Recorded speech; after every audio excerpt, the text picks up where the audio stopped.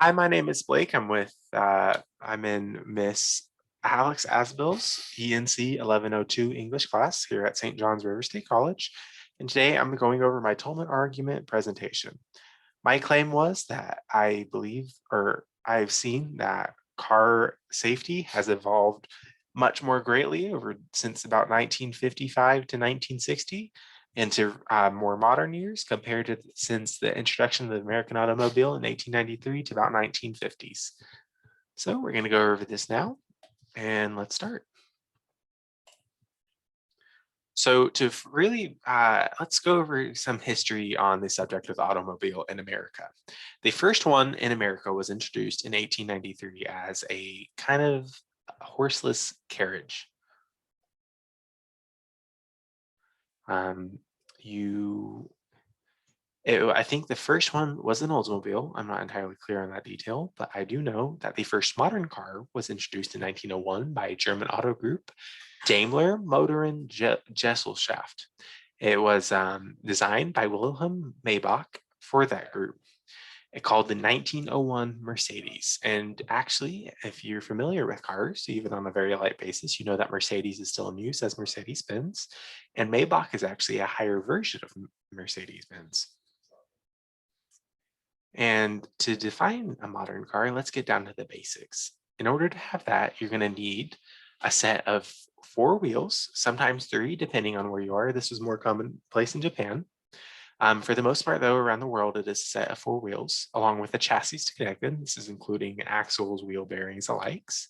You're going to need an engine and transmission to power said wheels and a protective covering for those wheels or for that engine. And the engine also needs to breathe with a radiator and airflow vent. You're also going to want a body and cab to be able to comfortably sit and drive said vehicle. And then you're also going to need headlights and steering wheels. So that's what defines a basic car, at least by modern standards. And if you really boil it down, every single car today has these, every single one of them. So I think that's how we should define the basis for a modern car. All right, so let's move on to the safety. As I said, 1893 was the first American automobile, but automobiles had started to come into play earlier in the late 1800s, about 1870s. So we see that the first seatbelt patent is secured in 1885, which is a good few years before 1893. So in 1901, the same year as the introduction of the 1901 Mercedes, you see the first statewide traffic laws, and that was in Connecticut, and set a top speed of 12 miles per hour in the city and 15 on country roads. In 1910, you see the first set of drunk driving laws in the state of New York, which allowed police officers to arrest any drivers visibly intoxicated. This didn't allow much room for them to do so, as you had to have bloodshot eyes, reek of alcohol, and not be able to walk in a straight line were the only 3 standards they could use. And then we see about 20 years later, we see the introduction of the first 3-way traffic light in America. This used 3 colors, and it is still in use today, though slightly more advanced. Red for stop, yellow for caution or slow down, and green for go or the intersection is clear. About 20 more years later, we see the introduction of the first seatbelt in an American vehicle. Let's move on. As you can see, there are a lot of gaps in the years between these major milestones. Of course, there were very minor ones in between, but they really weren't of significance. In 1951, we see the very first introduction of car safety. Before the 1950s, all car safety was designed on preventing drivers from hitting stuff. The cars themselves were not focused on setting safety points, and they didn't really have any standards on what makes a car safe. All driving courses just focused on teaching the driver to avoid the tree on the side of the road. So in 1951, and really in 1950, the first airbag or the first seatbelt that was introduced on an American vehicle was one of the very first. But then we see the invention of the airbag 1 year later. This is very rudimentary standards by what we know as airbags today, and they really weren't used on vehicles, very few, very select few, and they really went out of style because they weren't very effective when they were first invented. You see GM started using them in the 1970s. It also went out until the 1990s. The airbags were not commonplace on vehicles at all. In fact, in 1995 saw the first standard, the federal law that mandated a driver's side airbag only became about in 1995, and we'll get onto that later on. In 1953, we see the invention of a motorcycle helmet. This was designed to protect the motorcyclist's head in an event of a collision. So before this, there really wasn't a secure way of keeping your head safe, which is often deemed one of the most important body parts. In 1958, and as you can see, we're starting to get a little closer into the development of major milestones. In 1958, we see the Automobile Window Sticker Act, which was a federal law that requires all automobiles sold new in the United States by 1958 have a window sticker that gives basic information about the vehicle, including the pricing and what has standard features and what optional features they have. You still see this in use today. This is, while the design has evolved greatly and incorporates a lot more information now, this still has been in use since 1958. In 1966, we see the Department of Transportation creation. This was designed to allow the federal government to be able to set national standards at a reasonable pace within an agency. This gave the ability to devote more resources and more funds towards the development of these. Then we see in 1968, the very first act created by the said Department of Transportation is the Federal Safety Standards Act of 1968. By January 1st in 1968, all new cars sold in the United States had to have the following safety feature standard. They had to have padded instrument panels, recessed interior door handles, which just means that way in the event of a collision, your arm wasn't going to get caught on that door handle and impale your arm on that. Non-rigid armrest, again, they were trying to avoid impaling, as well with the breakaway mirrors. With the mirrors, you wanted them to be able to break away, so when your head hit the windshield, as this was before the widespread implementation of airbags, you do not want to hit your head on that mirror and your head suffer the injury. You want the mirror to be injured. You also had to have labeled controls and twin circuit brakes, meaning that instead of having a single circuit brake, if one of the twin circuit brakes failed, you still have one front brake. Instead, if it was on one circuit, if that circuit failed, you would have no front brakes whatsoever. You also had to have 2-speed windshield wipers that also covered a set percentage of the windshield.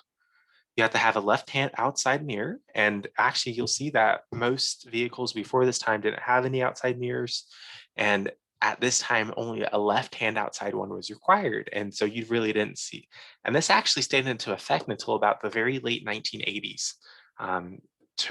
To the right side driver's outside mirror wasn't really commonplace until the mid 1980s. 1990s is where it's standard on almost every single vehicle. You also had to have reverse lamps and a 4-way hazard flasher, as well as an energy absorbing steering column. Before these were made standard, some steering columns had the ability to impale yourself and cause severe injuries because they did not collapse. You also had to have a brake system warning lamp, so that way if your brake system depressurized, you would be able to know that your brake system was not functional, not fully functional.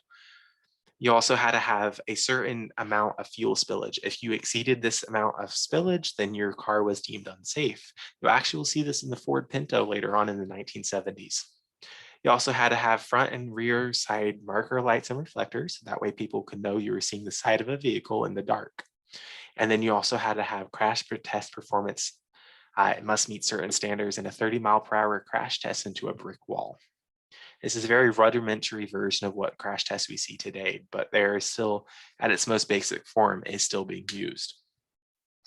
And as you can see, we really start to get all these safety standards, these major milestones are starting to come a lot closer together. Throughout the 1970s, we had 4. In 1970, the National Highway Traffic Safety Administration, which is in charge of setting recalls and investigating poor decisions made by auto manufacturers, as well as crash testing vehicles. In 1974, we were seeing the gas embargo, and so there was a national shortage of gasoline, and these prices had skyrocketed. In order to preserve gasoline, there was a national maximum speed limit of 55 miles per hour.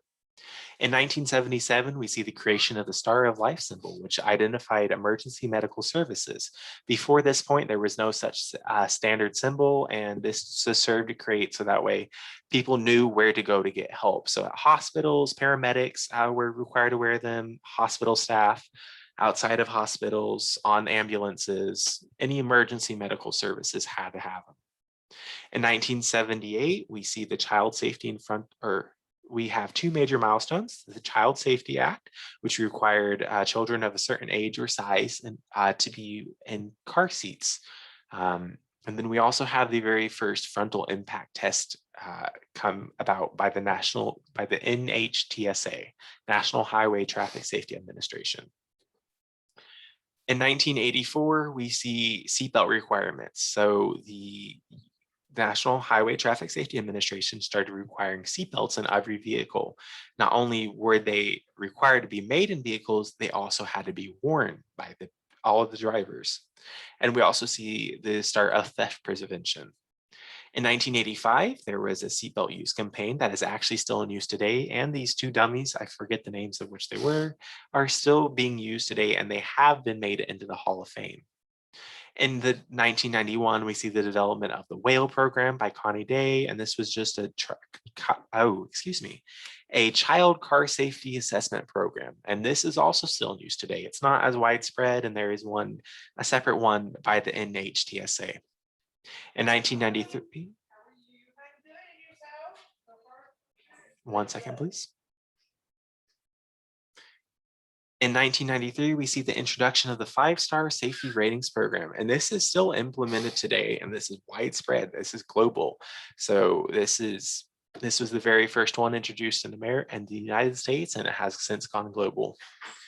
In 1996, we have a new crash test introduced as part of the above program, and it was the frontal crash test. And so this is a heavily updated version of the one we saw earlier in the 1978. In 1998, we have the zero tolerance laws, which all 50 US states and Puerto Rico and outlying islands require that any drivers below the age of 21, there is a zero tolerance level for intoxicated driving. In 1999, we see here again about the airbags. So in 1995, I mentioned previously that there were the federal mandation of a driver's side airbag in light passenger vehicles. In 1999, this was enhanced with the invention of the driver's and passenger side frontal airbags. And so these were required in all light and medium duty vehicles, including not only limited to sedans, but as well as trucks and light duty vans. As we move into the 21st century, things started to slow down a bit. There was more you could see the introduction of more crash tests. They were heavily, they were built upon. There were new ones involved, such as the side impact testing. In 2011, we see the side pole crash test. There were more strenuous crash tests. There were several more standards that had to be met. They were much higher than previously mentioned. We also start to see the availability of self-driving techniques, and computers in cars there was a computer in almost every single brand new car made here. It started to slow down, though. The advancements were starting to become more minor compared to that of previous ones. However, as you can see, there are still a lot of advancements made between the 1950s and before and after about 1955, when you start to see all these advancements were made much more closer together. For the next couple of slides, I'm going to show you some evidence of crash test videos to see how much safety has evolved since the 1950s. This next one is a rather infamous crash test performed by the Insurance Institute for Highway Safety, which is a nationally accredited program, and it is one of the most widespread known programs in America. They are very good about posting their results online, such as videos, and you'll see it now. The crash test done is pitting a 1959 Chevrolet Bel Air versus its modern day equivalent, the 2009 Chevrolet Malibu. This kind of shows the gap between 50 years of car evolutions, of car safety evolution.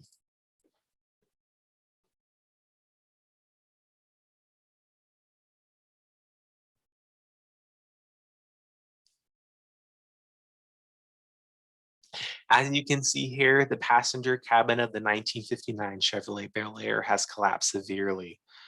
We're going to see the Chevrolet Malibu in a second, but the driver suffered severe fatal injuries here. I'll get more into that in a second. Actually, and between the 1959 Chevrolet Bel Air to the 2009 Chevrolet Malibu, you actually kind of see the introduction of crumple zones. Where in the Bel Air, you have no crumple zones, so all the energy is sent into the cabin. In the Malibu, crumple zones are used and designed to protect the passenger cabin and direct the energy throughout the body, so that way the passenger cabin is intact, it does not collapse upon the driver and its passengers. As you can see here, the Chevrolet Malibu has fared much better than the Bel Air. The passenger cabin is intact. The windshield hasn't come in towards them. The dashboard, for the most part, stays in one place. There are airbags involved. Overall, the vehicle is much safer than the Chevrolet Malibu is much safer than the Bel Air. We're going to move on to the next video. This is the even though we had, this is the 1997 Pontiac Transport minivan by General Motors. Even though there are a lot of safety evolutions between the 1959 Bel Air and the 2009 Malibu, there were still some duds in the auto industry. Take a look at this one, for example. Even though this was a family vehicle that does not fare very well and the driver suffered severe injury, some of them could be fatal. As you can see, the passenger cabin has collapsed severely upon the driver. There's not much survival room. It's overall a very bad test score. It's one of the worst the Institute has seen, as they stated in a press release. It's one of them, actually. There are several, including the 2016 Nissan Quest, which I did not include. But the next one we'll get to is the 1997 to 2003 Ford F-150. As they both suffered severe passenger cabin collapses. If I can get to the next slide.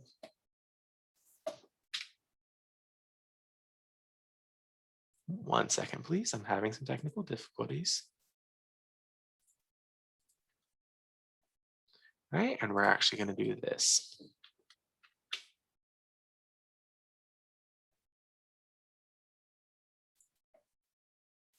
I apologize for this.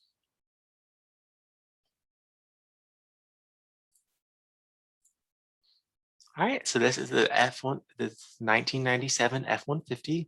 This was deemed a fatal crash test. This is by far the worst crash test the Institute has seen.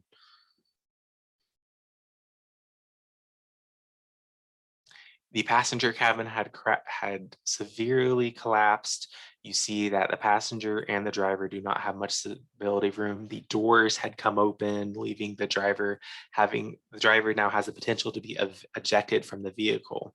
The horn gets stuck in the on position. It's just overall a very bad crash test. Now, these are only a couple of the ones. There aren't that many, though. As the crash tests have become more strenuous, automakers have strived to make their vehicles seem as safe as possible, and they have become airbags. There have been a multitude of airbags involved. A lot more ones have been introduced, some of them revolutionary, some of them more of an evolution. That's the end of my Toulmin argument presentation. That just covers the basics and kind of how the crash testing and car safety has evolved over the years. I hope y'all enjoyed this presentation. I'm sorry about any issues we had here.